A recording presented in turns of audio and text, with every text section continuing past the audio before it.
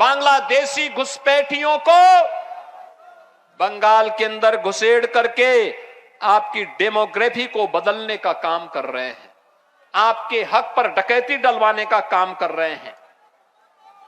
TMC नाम ही आज यहां पर तुष्टीकरण, माफिया राज और कठमनी का प्रतीक बन गया है। यानी टीएमसी का मतलब टी तुष्टीकरण, एम माफिया राज और सी कठमनी।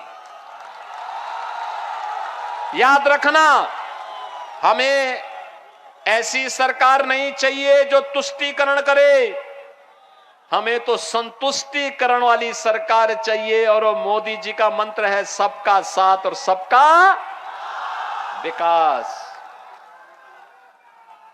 हमें माफिया राज वाली सरकार नहीं चाहिए, माफिया को रौंदने वाली सरकार चाहिए, माफिया को बुलडोजर से रौंदने वाली सरकार चाहिए। और वह केवल डबल इंजन की भाजपा सरकार दे सकती है। हमें कठमनी वाली सरकार नहीं चाहिए, हमें तो इन नौजवानों के हाथों को कार्य देने वाली सरकार चाहिए। इन बहनों के लिए कार्य देने वाली सरकार चाहिए। बंगाल की संस्कृति को सम्मान देने वाली सरकार चाहिए। याद करिए, बांग्लादेश में हिंदुओं का कत्लेआम हुआ, ममता दीदी मौन रही। उनको भय था वो बोलेगी तो उनका वोट बैंक खिसक जाएगा, उनका वोट बैंक खिसक जाएगा।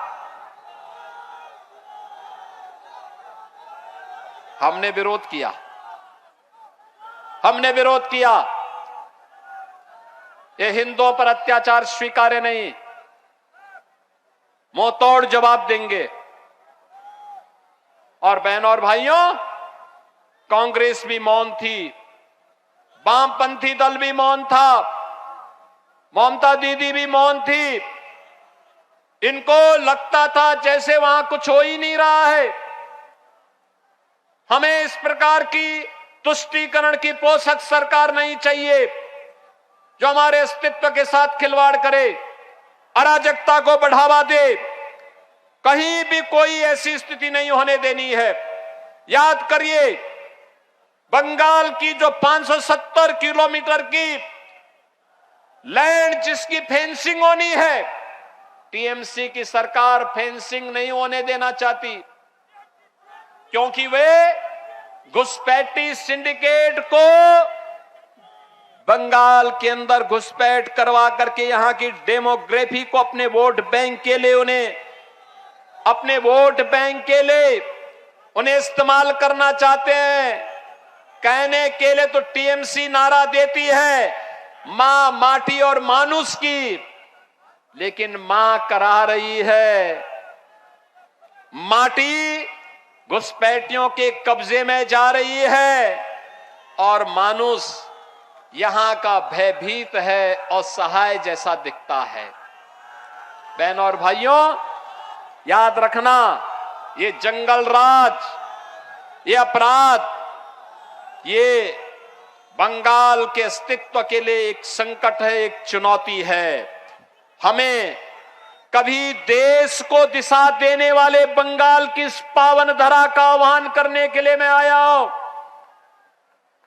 मैं आप सबका आह्वान करने के लिए आया हूं। बंगाल भारत की कल्चरल कैपिटल के रूप में जानी जाती थी। कल्चरल कैपिटल ऑफ इंडिया मानी जाता था बंगाल। भारत को एक नई दिशा देने वाला माना जाता था बंगाल।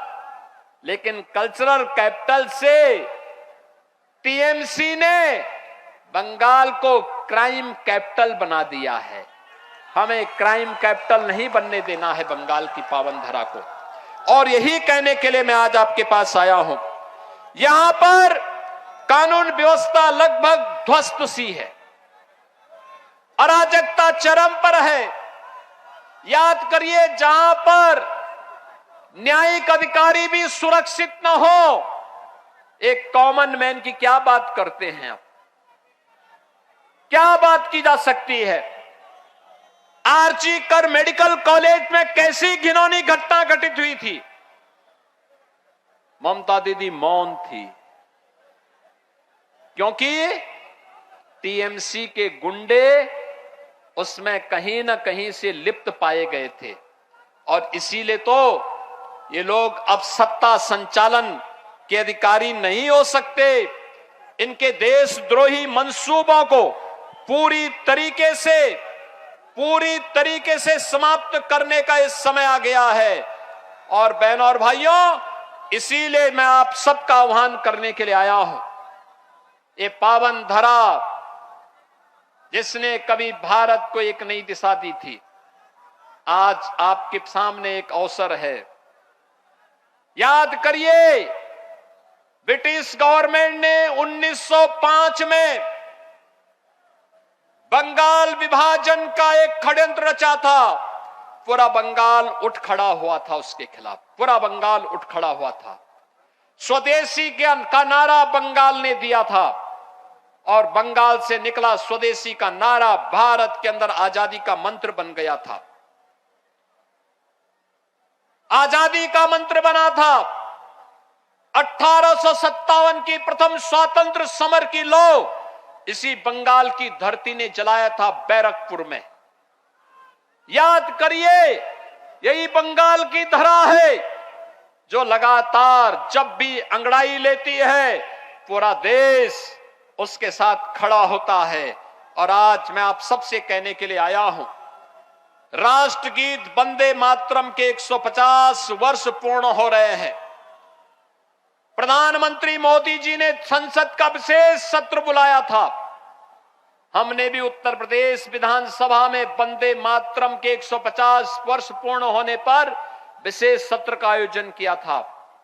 लेकिन जिस बंगाल से बंकिम चंद्र चट्टोपाध्याय की अमर और कालजयी कीर्ति आनंद मठ के उस गीत ने भारत के अंदर आजादी का बिगुल फूंका था, वंदे मातरम के माध्यम से, बंगाल की विधानसभा में ममता दीदी ने कोई चर्चा नहीं करवाई, क्योंकि उनको भय था उनका वोट बैंक वंदे मातरम का विरोध करता है।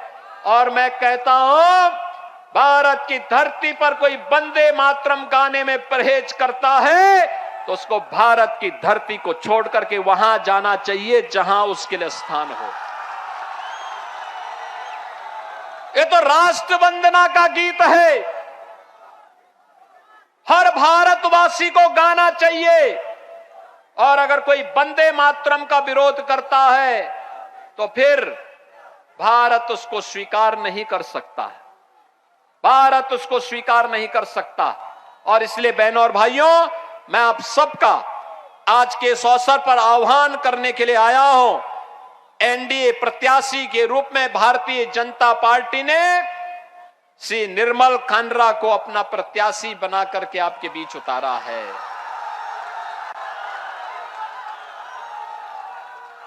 मैं आपका पहले अभिनंदन करूंगा। आपने यहां पर तमलुक लोकसभा क्षेत्र में जस्टिस अभिजीत गांगुली जी को अपना मेंबर ऑफ पार्लियामेंट चुनकर के देश की संसद में भेजा था, भारी बहुमत से।